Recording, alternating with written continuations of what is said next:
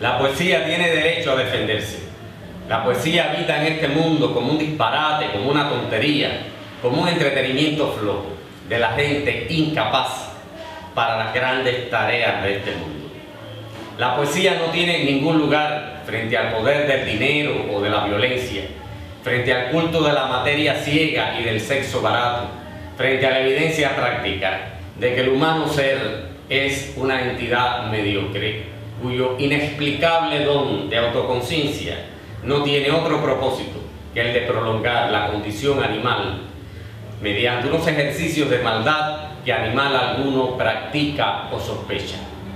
La poesía está inerme frente a los poderosos de cualquier calaña, los dictadores, los chivatos, los gánsteres, los vecinos, los académicos, los poetas laureados, y es aprovechada por todos ellos para aumentar el poder que mata la poesía en el mundo y en las almas de los que lo padecen, porque saben que la poesía en su desamparo cabal no puede ser vencida, está demasiado abajo como para que pueda ser derribada, permanece siglo tras siglo en medio del crimen y del asco, del sinsentido y del aburrimiento, de la idiotez y del abuso.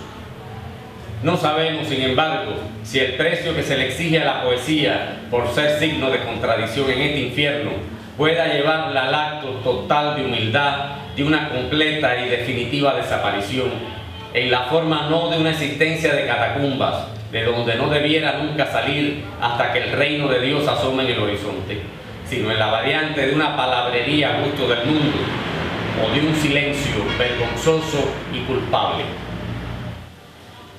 La poesía tiene derecho a defenderse porque su desajuste con el mundo declara su condición profética.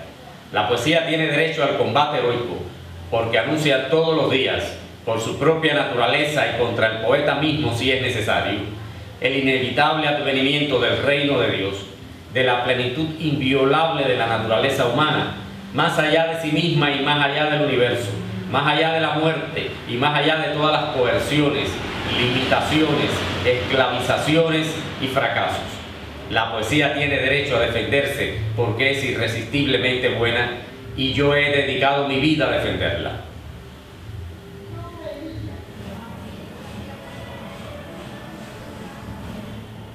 En la hora de la imagen, la poesía tiene derecho a defenderse con los dones poéticos de la imagen, sin que para eso deba abandonar los de la música. El poema visual, el poema objeto, el poema video, el libro iluminado para la pantalla o la extensión al performance son algunas de las armas de la delicadeza de mi batalla por la poesía.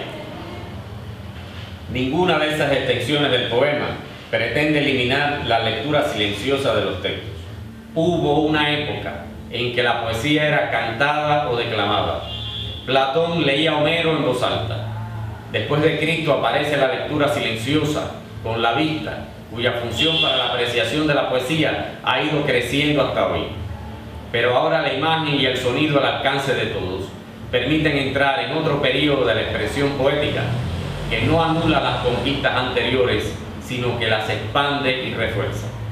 En mi versión, los poemas objetos y los videos están concebidos para que el lector que ya está familiarizado con el texto pueda recrearse con él, convivir con él, crecer con él. La utilidad de la poesía es ayudarnos a vivir en la tierra y prepararnos para vivir en el cielo. En ese espíritu de la poesía que es y será siempre santo, juzguen y perdonen.